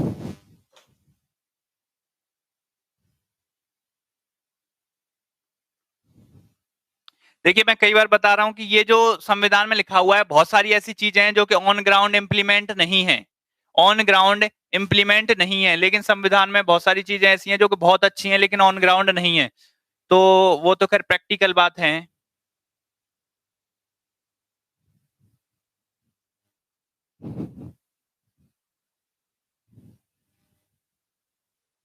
चलिए, तो ये रहा रिपब्लिक। हमने क्या सीखा? इंटी वो क्या बोलते हैं, डेमोक्रेसी क्या होता है, रिपब्लिक क्या होता है, सेक्युलर क्या होता है, सोशलिस्ट देश क्या होता है, इन सब के बारे में सीखा। ठीक है। India is a republic because the head of the state is elected and is not heredity monarch. मतलब क्या है? भारत का जो मुखिया है, भारत का जो प्रेसिडेंट है, उसे इलेक्शन के आधार पर लाया जाता है, तो इसलिए इंडिया क्या है? एक रिपब्लिक कंट्री है। इसके बाद फटाफट से देखिए, इसके बाद फटाफट से देखिए जरा, मैंने तुम्हें क्या बताया? जब संविधान इंप्लीमेंट हुआ था, जब संविधान इंप्लीमेंट हुआ था, उस टाइम पर कितने आर्टिकल थे? 395। तो आर्टिकल तो हम स्टार्ट करेंगे मे बी कल से, लेकिन और क्या बताया था? एक क्या था? प्रियम्बल था, एक प्रस्तावना थी। एक प्रियम्बल था, एक प्रस्तावना थी। ये हम पढ़ चुके हैं, प्रियम्बल हमने पढ़ लिया है। इसके बाद में मैंने क्या बताया था? 8 शेड्यूल थे। क्या थे? 8 शेड्यूल थे, जो कि अभी बढ़कर 12 हो चुके हैं। और 22 पार्ट थे, 22 पार्ट थे जो कि अब बढ़कर 25 हो चुके हैं। तो पार्ट भी हम देखेंगे। प्रियम्बल हमारा हो गया। अब हम देखते हैं शेड्यूल की बात करते हैं। अब हम किसकी बात करते हैं? शेड्यूल की। जरा बहुत ध्यान से सुनना, क्योंकि शेड्यूल की डेफिनेशन संविधान में नहीं दी गई है, और आप बहुत सारी जगह पढ़ते होंगे, हर आदमी, हर इंसान इसकी अलग डेफिनेशन बना के ले आता है। हर आदमी, हर इंसान इसकी अलग डेफिनेशन बनाकर ले आता है। तो जरा सुनना, एक्चुअल में शेड्यूल होता क्या है। अभी तक कोई भी आता है, कुछ भी बोल के चले जाता है। कोई बोलता है कि ये इंडेक्स है। अरे भाई, उसको पूछो जरा इंडेक्स में क्या होता है। इंडेक्स में हमने सिर्फ, हम क्या करते हैं, जो किताब में लिखा हुआ है उसको हम इंडेक्स में बता देते हैं, भाई ये चीज यहाँ लिखी हुई है, ये चीज यहाँ लिखी हुई है। लेकिन पूरी किताब में जितनी भी चीजें हैं वो सब इंडेक्स में होती है ना। लेकिन संविधान में क्या सारी चीजें हैं वो शेड्यूल्स में है? नहीं है। तो फिर ये इंडेक्स कैसे हो सकता है? संविधान की सारी चीजों के बारे में डिटेल शेड्यूल में है ही नहीं, तो ये इंडेक्स कैसे हो सकता है? बहुत सारे लोग जो इसको इंडेक्स बोलते हैं। तो जरा समझो शेड्यूल्स एक्चुअल में हैं क्या। शेड्यूल्स एक्चुअल में हैं क्या? आपने देखा, शेड्यूल्स की दो चीजें समझना है हमें शेड्यूल से रिलेटेड, दो, पहली और दूसरी। पहली चीज, शेड्यूल में पहली चीज क्या है? जैसे जैसे हम आर्टिकल 1 की बात करते हैं, अभी मैं पढ़ा नहीं रहा हूं आर्टिकल 1, लेकिन समझिए, आर्टिकल 1 की बात करते हैं तो आर्टिकल 1 में किसकी डेफिनेशन है? स्टेट की। किसकी डेफिनेशन है? स्टेट की। India that is Bharat shall be a union of states. States, India जो है, जो कि भारत है, उसमें कितनी स्टेट्स हैं उस सब के बारे में जो आर्टिकल में बताया गया है। और टोटल आर्टिकल कितने थे उस टाइम पे? 395 थे। तो उन्होंने कहा कि आर्टिकल 1 में बताया गया स्टेट्स के बारे में, इतनी सारी स्टेट्स हैं, फिर यूनियन टेरिटरी हैं, फिर हो सकता है और भी स्टेट बनेंगी आगे चल के, हो सकता है हम जो पाकिस्तान को कूट पीट के जो है पाकिस्तान को अपने अंदर भी मिला लेंगे तो और भी स्टेट बनेंगी। हमने कहा इतनी सारी स्टेट हैं, अगर इन सब के बारे में डिटेल्स, फिर ये स्टेट कौन सी स्टेट कब बनी, कैसे बनी, उस सब के बारे में अगर सब कुछ लिख दिया जाए तो आर्टिकल 1 कितना बड़ा आर्टिकल हो जाएगा या नहीं हो जाएगा? बिल्कुल हो जाएगा। तो हमने कहा इतना बड़ा आर्टिकल, यार ऐसा तो नहीं होना चाहिए, आर्टिकल ज्यादा बड़ा नहीं होना चाहिए। तो हमने कहा कि एक चीज करते हैं, हम आर्टिकल 1 को आर्टिकल 1 लिख देते हैं, वहां लिख देते हैं भारत राज्यों का संघ है, भारत राज्यों का संघ है, हम वहां पर लिख देते हैं। और इसमें जितनी भी स्टेट्स हैं, इसमें जितनी भी स्टेट्स हैं उनको हम एक पेज पर लिख लेते हैं। इसमें जितनी भी स्टेट्स दे रखी हैं, 28, 30, 25 जो भी दे रखी हैं, उन सब स्टेट्स को, यूनियन टेरिटरीज को, सबको हम क्या करते हैं, एक पेज पर लिख देते हैं। और इस पेज को हम क्या करेंगे, किताब के आखिरी में चिपका देंगे। इस पेज को हम कहां चिपका देंगे? किताब के आखिरी में। क्योंकि कोई भी आएगा स्टेट के बारे में जानकारी चाहेगा तो किताब के आखिरी में देख लेगा। तो हमने कहा आर्टिकल 1 ज्यादा बड़ा नहीं होगा, इसकी डिटेल्ड एक्सप्लेनेशन पेज किताब के आखिर में दे देंगे, लास्ट पेज पर। उन्होंने कहा ठीक है। दूसरा पॉइंट क्या?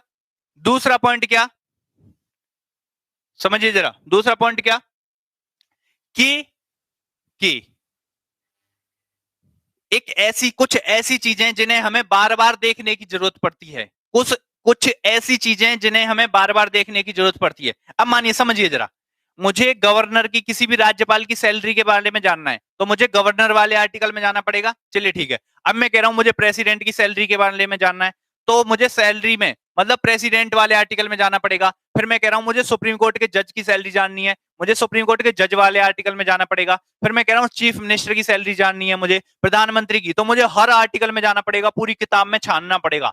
तो हमने कहा ऐसी चीजें जिन्हें बार बार देखने की जरूरत पड़ती है, तो ऐसी चीजों को भी हम क्या करते हैं, लास्ट में रख देते हैं। जैसे आप 11 12th में पढ़ते होंगे तो लॉग टेबल, किताब के आखिरी पेज में क्या होती थी, लॉग टेबल होती थी, क्योंकि उन्हें बार बार देखने की जरूरत पड़ती है उस लॉग टेबल को। तो किताब के बिल्कुल आखिरी में होती है ना लॉग टेबल, सबको पता होगा, कुछ बच्चे ऐसे भी होंगे जो पढ़ाई कर रहे होंगे। तो लॉग टेबल बिल्कुल सबके लास्ट में होती है। तो हमने कहा कि ऐसी सैलरी हो गई, या फिर अगर कौन शपथ दिलाता है, कौन शपथ लेता है, कैसे शपथ दी जाती है, इस सब के बारे में जानना है तो मुझे हर किसी के बारे में जानना है। अलग अलग आर्टिकल, अलग अलग पेजेस खोलने पड़ेंगे। तो हम एक काम करते हैं, एक पेज तो ये हो गया, दूसरा पेज लिख देते हैं, इसमें हम लिख देते हैं सैलरी के बारे में, प्रेसिडेंट की सैलरी, वाइस प्रेसिडेंट की सैलरी, गवर्नर की सैलरी, सुप्रीम कोर्ट के जज की सैलरी, हाई कोर्ट के जज की सैलरी, इस सब के बारे में हम क्या करते हैं, यहाँ एक पेज में लिख देते हैं और इस पेज को भी हम किताब के आखिर में लगा देंगे। तो चीजें समझ रहे हो, शेड्यूल क्या है? हमने क्या किया, जो चीजें, जो आर्टिकल बहुत ज्यादा लेंथी हो रहे थे उनके बारे में डिटेल्ड एक्सप्लेनेशन कहां की, शेड्यूल में कर दी। या फिर कुछ ऐसी चीजें जिनको हमें बार बार देखना पड़ता है, जिनके बारे में हमें बार बार जानने, जो है चेंज करना पड़ता है उनमें, या देखना पड़ता है, जैसे सैलरी हो गई, शपथ हो गई। तो इन सब चीजों को हमने क्या किया, एक पेज में लिखकर संविधान के बिल्कुल आखिर में लगा दिया, और उनको हमने नाम दे दिया क्या, अनुसूचियां। क्या नाम दे दिया, शेड्यूल्स ऑफ द कॉन्स्टिट्यूशन। आप किसी भी शेड्यूल को खोलकर देख लेना, इन दो चीजों से एक्स्ट्रा कुछ नहीं मिलेगा तुम्हें, ठीक है। चलिए चलिए आ जाइए जरा, अब समझते हैं शेड्यूल्स, कौन से शेड्यूल में क्या है और कितने शेड्यूल हैं। तो मैंने तुम्हें क्या बताया, टोटल जब संविधान लागू हुआ था 1950 में, जब संविधान लागू हुआ था 1950 में, उस टाइम पर कितने शेड्यूल थे, 8 शेड्यूल थे। लेकिन प्रेजेंट टाइम में कितने शेड्यूल हैं, 12। इसका मतलब क्या है, 4 शेड्यूलों को बाद में जोड़ा गया है, वो हम देखेंगे कौन से शेड्यूल को बाद में जोड़ा गया है, ठीक है। चलिए आइए, पहला शेड्यूल क्या कहता है, फर्स्ट शेड्यूल क्या कहता है, सबसे पहला शेड्यूल क्या कहता है, list of states and union territories. तो मैंने क्या बताया, आर्टिकल 1 में भारत के बारे में बताया गया है, लेकिन उसमें जितनी भी स्टेट्स हैं उन सब की डिटेल कहां पर है, जो है फर्स्ट शेड्यूल में। यहां से सिर्फ इतना ही क्वेश्चन बनता है ज्यादा से ज्यादा कि शेड्यूल 1 में क्या है, तो क्या है, list of states and union territories, या फिर ये पूछ लेगा list of states and union territories कौन से अनुसूची में है, कौन से शेड्यूल में है, पहले में। यहां से हमें बहुत ज्यादा याद रखने की जरूरत नहीं है, फटाफट से आगे पढ़ेंगे।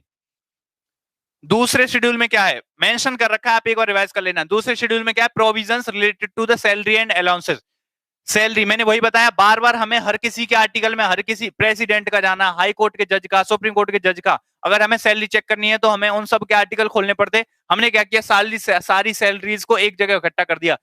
तो सैलरी के बारे में, दूसरी अनुसूची किस चीज से रिलेटेड है, क्वेश्चन ऐसे बनता है, दूसरी अनुसूची किस चीज से रिलेटेड है, तो यहां पर क्या आ जाएगी, सैलरीज, सैलरी एंड अलाउंसेस, वेतन एवं भत्ते, जो हमें सैलरी मिलती है उससे रिलेटेड है, या फिर भत्ते से रिलेटेड है, ठीक है, जो हमें अलाउंसेस मिलते हैं। सैलरी के साथ साथ और भी सुख सुविधाएं मिलती हैं, जैसे फ्री में फोन करना मिलता है, या एक गाड़ी मिलती है, जैसे डीएम वगैरह बन जाते हैं तो वो गाड़ी जो मिलती है उस सब के बारे में, भत्ते के बारे में ये है ये, ठीक है। चलिए इसमें किस किस की सैलरी आती है जरा ये भी देख लो। प्रेसिडेंट की सैलरी, भारत के राष्ट्रपति की, ये पीडीएफ में दूंगा आप लोगों को, वहां से चेक कर लेना। गवर्नर की सैलरी, राज्यों के राज्यपाल हो गए, स्पीकर एंड डिप्टी स्पीकर, तो लोकसभा का जो अध्यक्ष होता है वो, और लोकसभा का जो उपाध्यक्ष होता है उसकी salary, chairman and deputy chairman of Rajya Sabha, Rajya Sabha का जो अध्यक्ष होता है और उपाध्यक्ष होता है उसकी सैलरी। इसके बाद में speaker and deputy speaker of legislative assembly, जो राज्यों में जो विधानसभा होती है उसके अध्यक्ष की सैलरी, जजेस ऑफ सुप्रीम कोर्ट की सैलरी, जजेस ऑफ हाई कोर्ट की salary, and comptroller and auditor general, ये सब क्या होते हैं ये तो हम देखेंगे, आप सिर्फ इतना देखिए। शेड्यूल सेकंड किस चीज से रिलेटेड है, सैलरी से रिलेटेड है, ठीक है, सैलरी से रिलेटेड है, तनख्वाह से रिलेटेड है। थर्ड शेड्यूल किस चीज से रिलेटेड है भाई, शपथ से। किससे रिलेटेड है, forms of oath and affirmation, शपथ से। जैसे आपसे पूछ ले प्रेसिडेंट को शपथ कौन दिलाता है, चीफ जस्टिस ऑफ इंडिया को शपथ कौन दिलाता है, प्रधानमंत्री को शपथ कौन दिलाता है, तो शपथ से रिलेटेड कौन सी अनुसूची है, तीसरी अनुसूची। इसमें क्या, संघ के जितने भी मंत्री होते हैं, जो इलेक्शन में खड़े होते हैं, पार्लियामेंट के इलेक्शन में जो लोग खड़े होते हैं उनकी शपथ हो गई। मेंबर ऑफ पार्लियामेंट की, जो पार्लियामेंट में जीत के जाते हैं उनकी शपथ हो गई। कैग की शपथ, स्टेट के जितने भी मिनिस्टर होते हैं उनकी शपथ हो गई। Members of the state legislature, Vidhan Sabha के जो सदस्य होते हैं, विधायक जो होते हैं उनकी शपथ हो गई। हाई कोर्ट के जजेस की शपथ हो गई। ये सब किस में है, अनुसूची नंबर 3 में। सैलरी कौन देता है, ये सब हम आर्टिकल में जैसे पढ़ेंगे, जैसे प्रेसिडेंट पढ़ेंगे तो प्रेसिडेंट की सैलरी कौन देता है, कितनी सैलरी होती है, कब उसको बढ़ाया गया है, सैलरी को कौन बढ़ा सकता है, कौन घटा सकता है, सब हम वहीं देखेंगे साथ में। अभी तो सिर्फ शेड्यूल से तुम्हें बहुत ज्यादा याद नहीं रखना है, सिर्फ कौन से शेड्यूल में क्या है ये देखना है, ठीक है। 3 शेड्यूल है, चौथे में देख लो जरा। 4th शेड्यूल में क्या है, allocation of seats in Rajya Sabha. आपने राज्यसभा सुनी होगी, तो उसमें क्या, किस स्टेट से कितनी सीट होंगी राज्यसभा में, किस स्टेट से कितनी सीट होंगी, ये कौन से शेड्यूल में लिखा गया है भाई, शेड्यूल नंबर 4 में। शेड्यूल नंबर 4 में लिखा गया है राज्यसभा में किस राज्य से कितनी सीटें होंगी, ठीक है। तो किस राज्य से कितनी सीटें होंगी हो गया शेड्यूल नंबर 4 में। अभी हम सिर्फ प्रियम्बल हमने देख लिया और यहां शेड्यूल देख रहे हैं। इसके बाद में कल से हम आर्टिकल नंबर 1 से स्टार्ट करेंगे। कहां से स्टार्ट करेंगे, आर्टिकल नंबर 1 से स्टार्ट करेंगे। आर्टिकल 1 क्या है, 2 क्या है, 3 क्या है, 4 5 6 7 सारे आर्टिकल्स पढ़ेंगे, टेंशन मत लो, ठीक है। चलिए, तो 4th शेड्यूल हो गया। 5th शेड्यूल में किसकी बात किया गया है, administration and control of scheduled areas and scheduled tribes.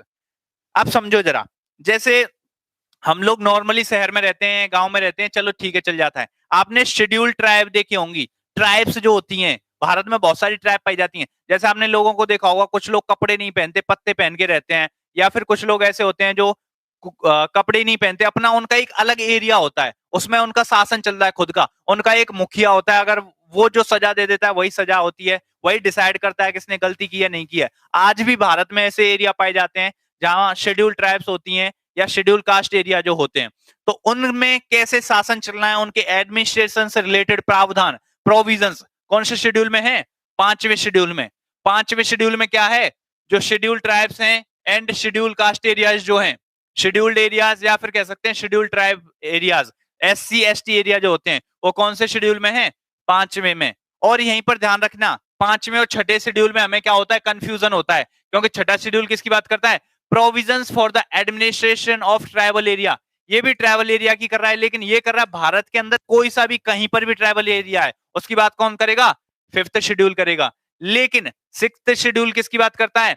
Assam, Meghalaya, Tripura, Mizoram, Arunachal Pradesh नहीं आएगा यहां पर, इसको काट देंगे जरा, अभी मैं स्लाइड से हटवा दूंगा, ठीक है। चलिए, तो provisions for the administration of Tripura, Tripura मतलब tribal areas in Assam, Meghalaya, Tripura, Mizoram, इसमें 4 स्टेटों के नाम हैं, असम, मेघालय, त्रिपुरा, मिजोरम। इन 4 स्टेटों में जो एडमिनिस्ट्रेशन होता है एसटी एरिया का, तो वो कौन से शेड्यूल के अंदर आता है? कौन से अनुसूची के अंदर आता है? बताना जरा। वो आता है 6th शेड्यूल के अंदर, 6ठी अनुसूची के अंदर आता है, ठीक है। तो आप यहां से देखेंगे जरा, असम, मेघालय, त्रिपुरा, मिजोरम, इस अनुसूची के अंदर असम, मेघालय, त्रिपुरा और मिजोरम राज्यों के जनजातीय क्षेत्रों के प्रशासन से संबंधित प्रावधान है। तो हम यही देखेंगे जरा, यहां पर बस अरुणाचल प्रदेश नहीं आएगा, ठीक है। ओके, तो यहां तक हो गए शेड्यूल नंबर 6। यहां से क्वेश्चन कैसे बनता है अभी मैं करवाऊंगा तुम्हें। यहां से क्वेश्चन कैसे बनता है कि इनमें से असम दे देगा, मेघालय दे देगा, त्रिपुरा दे देगा, और इसकी जगह तुम्हें एक और दे देगा, नागालैंड, नागालैंड, और पूछेगा according to schedule number 6, according to अनुसूची नंबर 6, इनमें से कौन सा 6ठी अनुसूची के अंदर नहीं आता है? असम, मेघालय, त्रिपुरा और नागालैंड। तो तुम क्या टिक कर दोगे? नागालैंड टिक कर दोगे। अगर तुम्हें पता होगा, तुमने ये शेड्यूल पढ़ा होगा, तो असम, मेघालय, त्रिपुरा और मिजोरम, इसमें 4 राज्य आते हैं, ठीक है। तो पीडीएफ में डलवाऊंगा, वहां से रिवाइज कर लेना। चलिए, मुझे टॉपिक कंप्लीट करने दो, फिर मैं तुम्हें टाइम दूंगा क्वेश्चन पूछने का। टॉपिक कंप्लीट करने दो, फिर मैं तुम्हें टाइम दूंगा क्वेश्चन पूछने का। अभी रुक जाओ जरा, अभी कमेंट कर भी रहे हो तो मैं उधर ध्यान नहीं दे रहा हूं, क्योंकि मुझे ये टॉपिक कंप्लीट करवाना है। अभी 2-3-4 शेड्यूल और रह गए, तो खत्म कर देते हैं। 7th शेड्यूल किसकी बात करता है? 7th शेड्यूल बात करता है division of power between union and states, division of power between union and states. देखिए, केंद्र सरकार है हमारी और राज्य सरकार है। केंद्र सरकार और राज्य सरकार दोनों होती हैं, आप सबको पता है। जैसे केंद्र में प्रधानमंत्री होता है, वैसे ही राज्य सरकार में मुख्यमंत्री होता है। तो केंद्र सरकार और राज्य सरकार के बीच में शक्तियों का जो विभाजन है, शक्तियों का जो विभाजन है, वो कौन सी अनुसूची में है?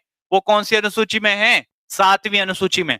तो मैं वही कह रहा था कि जिन चीजों को हमें बार बार देखने की जरूरत पड़ती है, तो किस राज्य की शक्ति कौन सी है, केंद्र की शक्ति कौन सी है, इन्हें हमें बार बार चेक करना पड़ता है ना। तो इसे भी हमने शेड्यूल में डाल दिया। और शक्तियों का जो विभाजन है केंद्र सरकार के और राज्य सरकार के बीच में, ये कौन से शेड्यूल में आता है? ये आता है भाई 7वीं अनुसूची में। इसमें 3 लिस्ट दी गई हैं। कितनी लिस्ट दी गई हैं? 3 लिस्ट दी गई हैं, यूनियन लिस्ट, स्टेट लिस्ट और कॉन्करेंट लिस्ट। कौन सी? यूनियन लिस्ट, स्टेट लिस्ट और कॉन्करेंट लिस्ट। तो यूनियन लिस्ट आप समझ सकते हो, संघ सूची, ऐसे विषय जिन पर केंद्र सरकार की पावर होती है, उन्हें हम किस में रखेंगे? यूनियन लिस्ट में। जैसे डिफेंस हो गई, डिफेंस का मतलब आर्मी हो गई, नेवी हो गई, एयरफोर्स हो गई, इससे रिलेटेड लॉज कानून कौन बनाता है? केंद्र सरकार बनाएगी। डिफेंस हो गई, फॉरेन अफेयर्स हो गए, विदेशी मामले हो गए, विदेशी मामलों से रिलेटेड रूल्स, रेगुलेशंस या प्रावधान जो भी होते हैं, कौन बनाता है? केंद्र सरकार बनाती है। तो फॉरेन अफेयर्स हो गए, डिफेंस हो गया, फॉरेन अफेयर्स हो गए, आर्मी, नेवी, एयरफोर्स। रेलवे हो गया, रेलवे किसके अंदर आता है? केंद्र सरकार के अंदर आता है, ठीक है। ये हो गई। अगर हम स्टेट लिस्ट की बात करें, जैसे पुलिस हो गई, क्या हो गई? पुलिस हो गई। तो पुलिस किस स्टेट की कौन सी पुलिस है? आपने सुना होगा UP police, Madhya Pradesh police, Uttarakhand police. तो पुलिस किसके अंडर आती है? राज्य सरकार के। तो ऐसे ही जो प्रावधान होते हैं जो जिन पर राज्य की पावर होती है, वो किसके हो जाते हैं? स्टेट लिस्ट में आएंगे या फिर राज्य सूची में आएंगे। और कंकरेंट लिस्ट या फिर समवर्ती सूची, ये क्या होती है? कुछ ऐसी चीजें होती हैं जिन पर राज्य सरकार की भी पावर होती है और केंद्र सरकार की भी पावर होती है, जिस पर राज्य सरकार की भी पावर होती है और केंद्र सरकार की भी पावर होती है, तो उसे क्या बोलते, वो कौन सी लिस्ट में आएगा, कॉन्करेंट में। जैसे जैसे एजुकेशन, क्या, एजुकेशन,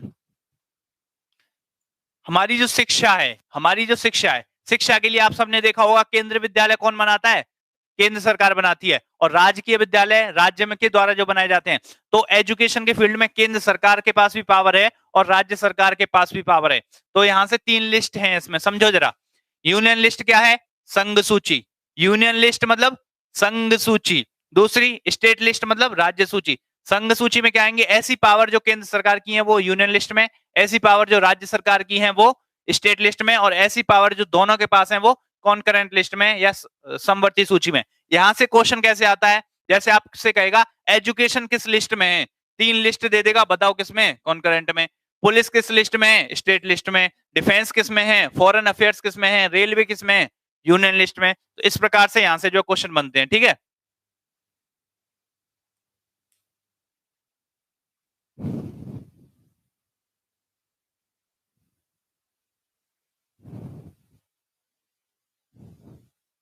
पढ़ाई पे ध्यान दे लो।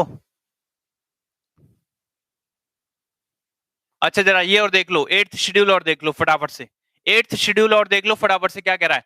8th शेड्यूल किससे रिलेटेड है, भारत में जितनी भी भाषाएं बोली जाती हैं, भारत में वैसे तो बहुत सारी भाषाएं बोली जाती हैं, लेकिन संविधान में कितनी भाषाओं का वर्णन है, भारतीय संविधान में कितनी भाषाओं का वर्णन है, कितनी भाषाओं का जिक्र किया गया है भारत के संविधान में, ये कौन से शेड्यूल में आएगा भाई, 8वें शेड्यूल में। तो यहां से रिलेटेड क्वेश्चन कैसे बनता है, लैंग्वेज, क्या, लैंग्वेज भारत के किस में आती है, लैंग्वेज भारत की किस अनुसूची में आती है, भारत के किस शेड्यूल के अंतर्गत आती हैं लैंग्वेजेस, भाषाएं। तो भाई कौन से शेड्यूल में आती हैं, लैंग्वेज कौन से शेड्यूल में आती हैं, 8वें में। और ओरिजिनली संविधान में कितनी लैंग्वेज थी, 14 थी, और अब बढ़कर वो कितनी हो गई हैं, 22 हो गई हैं। जब संविधान लागू हुआ था उस टाइम पे 14 लैंग्वेजेस हुआ करती थी, और अब बढ़कर हो गई हैं 22। और ध्यान रखना इंग्लिश इनमें इसका पार्ट नहीं है, ध्यान रखना इंग्लिश इसका पार्ट नहीं है।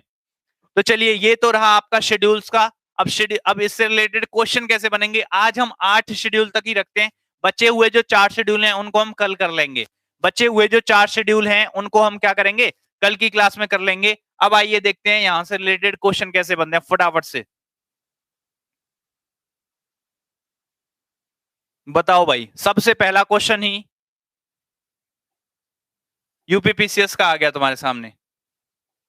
और जो वाई ग्रुप वाले हैं, जो नेवी वाले हैं, वो ऐसा ना सोचें कि ये क्वेश्चन टफ है। भाई इस क्वेश्चन को तुम कर सकते हो, ये तुम्हारे एग्जाम में आ सकता है, ये भी तुम्हारे ये। अच्छा अभी इसमें वाई ग्रुप के क्वेश्चन भी हैं, इसमें वाई ग्रुप के क्वेश्चन भी हैं और नेवी के क्वेश्चन भी हैं, आगे वाली स्लाइड में देखो, ठीक है जरा देखो। तो यूपीपीसीएस में ये क्वेश्चन पूछा गया है आपसे, कोई क्या पूछ रहा है, which part of Indian constitution is called the soul of Indian constitution.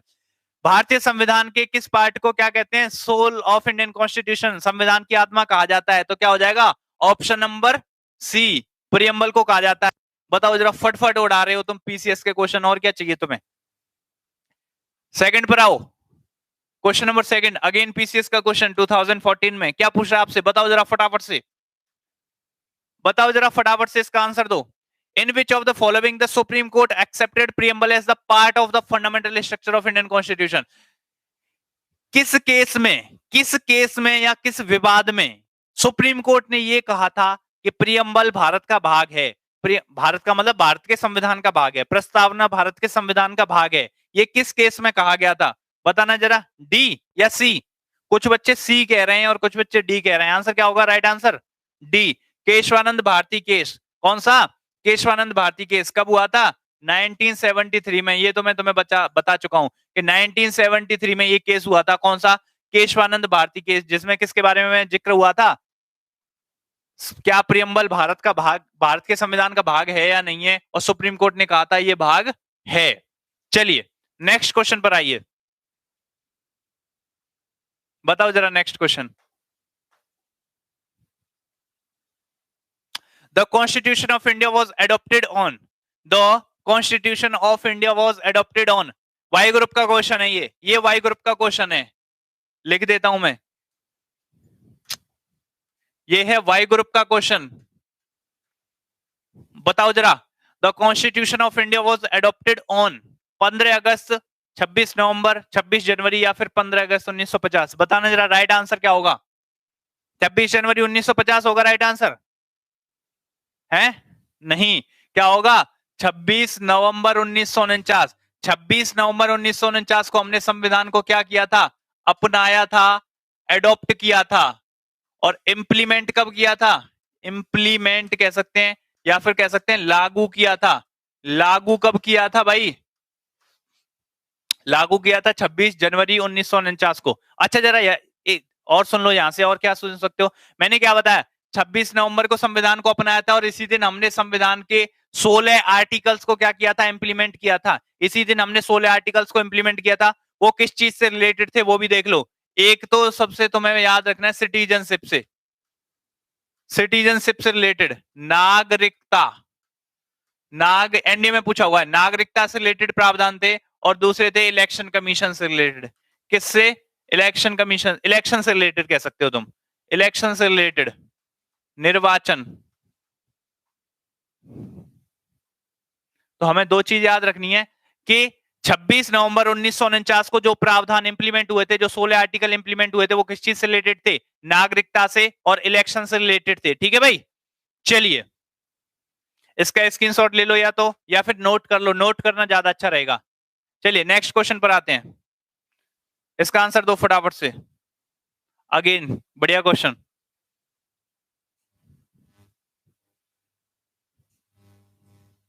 Again बढ़िया क्वेश्चन। रोशन सर की क्लास नहीं होगी क्या? तुमने शेड्यूल नहीं देखा? आई थिंक शायद होगी रोशन सर की क्लास भी, शेड्यूल तो लगा हुआ है ना, तो होगी फिर।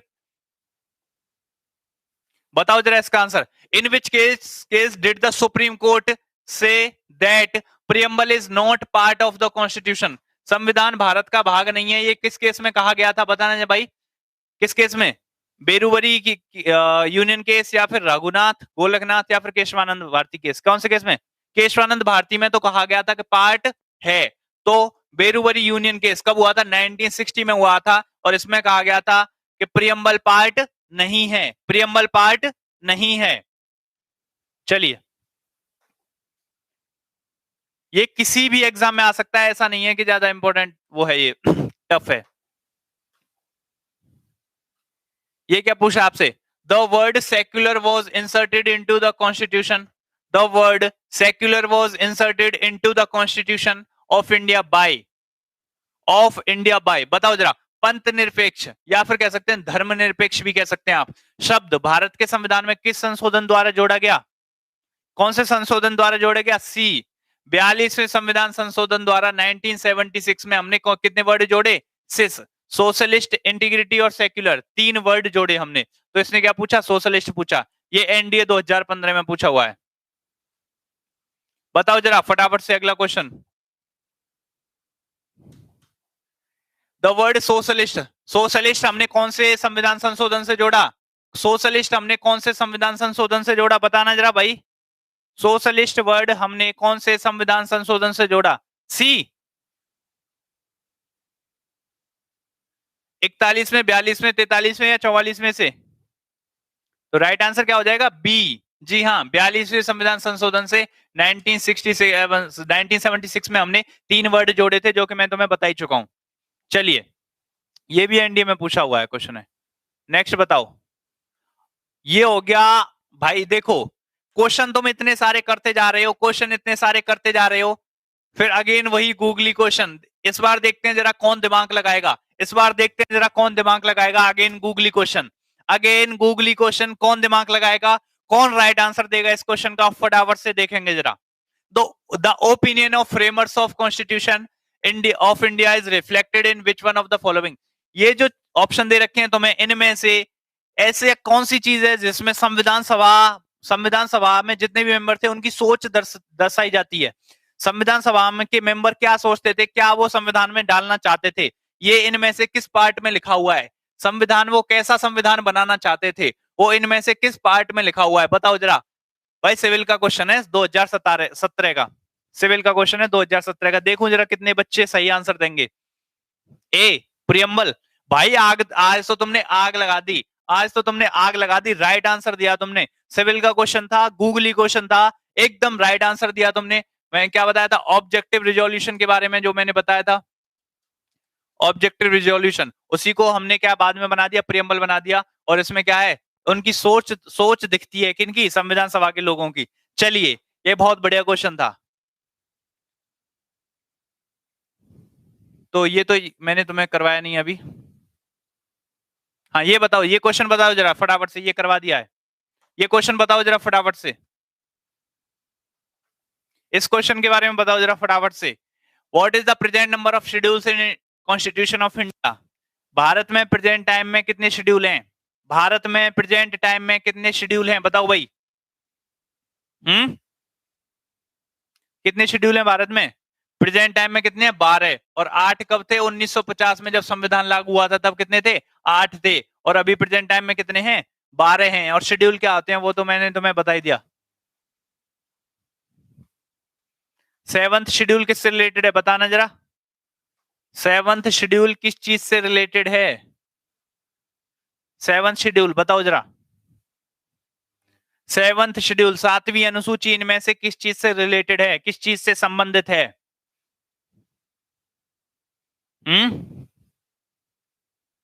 क्वेश्चन नंबर 10 का आंसर करो भाई। चलो मैं हिंट दूं, हिंट दे देता हूं। Division of power, division of power, शक्तियों का, शक्तियों का विभाजन, शक्तियों का विभाजन है इस शेड्यूल में। बताओ जरा कौन सा शेड्यूल है? बिल्कुल बी, ऑप्शन बी क्या हो जाएगा, राइट आंसर हो जाएगा। यूनियन लिस्ट, स्टेट लिस्ट और कॉन्करेंट लिस्ट, ये 3 लिस्ट कौन से शेड्यूल में दी गई है, कौन सी अनुसूची में? 7वीं अनुसूची में। तो बिल्कुल राइट आंसर है, ये एनडीए का क्वेश्चन था, वाई ग्रुप का क्वेश्चन, वाई ग्रुप का क्वेश्चन ये आ रखा वाई ग्रुप में। ये वाई ग्रुप का क्वेश्चन, मैं कह रहा हूं ना हर एग्जाम के क्वेश्चन लाता हूं मैं यहाँ। एनडी हो गया, सीडीएस हो गया, पीसीएस हो गया, वाई ग्रुप हो गया, सब वाई ग्रुप का क्वेश्चन है। बताओ भाई, लैंग्वेज, भाषाओं से संबंधित कौन सा शेड्यूल है, भाषाओं से संबंधित कौन सी सूची है? छठवीं, छठवीं तो एस टी एरिया से थी, S T area of Assam, Meghalaya, Tripura, Mizoram. 7वीं किससे थी? डिवीजन ऑफ पावर से। 9वीं अभी मैंने पढ़ाई नहीं, तो राइट आंसर क्या हो जाएगा? Option C, option C, option C क्या हो जाएगा राइट आंसर। 8वीं अनुसूची किससे संबंधित है? लैंग्वेज से। और टोटल अभी प्रेजेंट टाइम में भारत के संविधान में कितनी लैंग्वेजेस का वर्णन है? 22 का। कितनी लैंग्वेजेस का, कितनी भाषाओं का वर्णन है भारत के संविधान में? शेड्यूल 8 में 22 भाषाओं का। और याद रखना, इंग्लिश इसका हिस्सा नहीं है, इंग्लिश इसका हिस्सा नहीं है, ठीक है। चलिए अगले क्वेश्चन की तरफ बढ़ते हैं। बताओ जरा, ये क्वेश्चन तो मैं करवा चुका हूं, एसएससी का। ये हर एग्जाम के क्वेश्चन दिखेंगे तुम्हें। बताओ जरा, इन इंडिया पार्लियामेंट्री सिस्टम, जो संसदीय प्रणाली है, क्या है? संसदीय प्रणाली। ये हमने किस देश से कॉपी की है? ये हम किस देश से कॉपी की है संसदीय प्रणाली? तो इसे कहां से लिया गया है? इसे कहां से लिया गया है? ब्रिटेन से। कहां से? ब्रिटेन से। जी हाँ, इसे हमने ब्रिटेन से कॉपी किया है। ऑप्शन सी हो जाएगा राइट आंसर। ऑप्शन सी क्या हो जाएगा? राइट आंसर हो जाएगा, इसे हमने ब्रिटेन से कॉपी किया है। चलिए अगले क्वेश्चन की तरफ आते हैं। ये देखो, अति महत्वपूर्ण प्रश्न, थोड़ा टफ है, गूगली क्वेश्चन, गूगली क्वेश्चन। बताओ जरा कौन बताएगा इसका आंसर? बताओ जरा कौन बताएगा इसका answer? The provisions of the preamble which provides for the right to vote, जो हमें वोट देने का अधिकार है, वो इनमें किस चीज से रिलेटेड है? देखो, सेक्युलरिज्म, ये किसकी बात करता है? धर्म की। धर्म का और वोट का तो कोई रिलेशन नहीं है, धर्म का और वोट का रिलेशन नहीं है, तो ये हो गया। इंटीग्रिटी, ये किसकी बात करता है? अखंडता की। भाईचारा, हम सबको मिलजुल कर रहना चाहिए, हम सबको मिलजुल कर रहना चाहिए। भाईचारा, हम सब क्या है, इस धरती के बेटे हैं या फिर धरती की बेटियां हैं, तो हम सबको मिलकर रहना चाहिए। क्या हिंदू, क्या मुस्लिम, हम सबको लड़ाई नहीं करनी चाहिए, हम सब इसी धरती के बेटे हैं, हम सब इसी धरती के बच्चे हैं। समाजवाद, मैंने क्या बताया? समाजवाद किसकी बात करता है? इक्वलिटी की। किसकी बात करता है? इक्वलिटी की। Equality of opportunity, equal distribution of material, तो बात करता है। तो इलेक्शन का तो कोई जिक्र ही नहीं है। और मैंने रिपब्लिक में क्या बताया कि किसी भी देश का जो हेड होगा उसका क्या होगा? इलेक्शन होगा। अगर किसी देश के हेड का इलेक्शन होता है, निर्वाचन होता है, तो वो क्या होगा? रिपब्लिक देश होगा। तो अगर राइट टू वोट की बात करें तो ये किस चीज से संबंधित हो जाएगा? रिपब्लिक से ना। Option number D is the right answer. Option number D is the right answer. था ना गूगली क्वेश्चन? हिला दिया ना? हिला दिया या नहीं हिला दिया? बताओ जरा इसका आंसर बताओ। बताओ जरा भाई इसका आंसर दो। क्वेश्चन नंबर 14 का आंसर दो फटाफट से। Salary and allowances. Salary and allowances, जो वेतन और भत्ते होते हैं वो किस सूची के अंदर आते हैं? जो वेतन और भत्ते होते हैं वो किस सूची के अंदर आते हैं? ये देखो दूसरी सूची के पहली में क्या आता है? स्टेट्स के बारे में, भारत के जितने भी राज्य हैं उनका वर्णन है। दूसरी में वेतन है। तीसरी में क्या है? ओथ है। और चौथी में क्या है? राज्यसभा में जो सीटें होती हैं वो हैं। चलिए next question. Question number 15। Question number 15 बताइए जरा। अगेन ये भी वाई ग्रुप का क्वेश्चन है।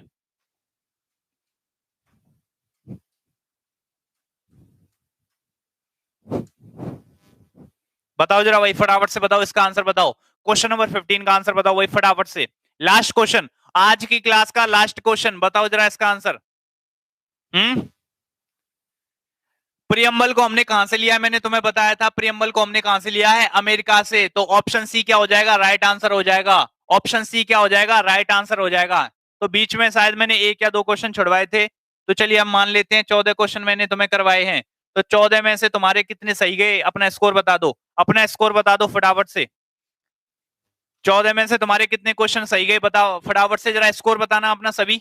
स्कोर बताओ अपना। 14 में से कितने क्वेश्चन सही गए तुम्हारे?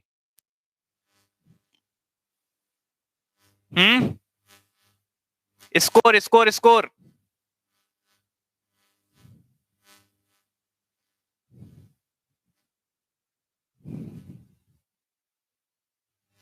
अरे गजब, तुमने तो आग लगा दी।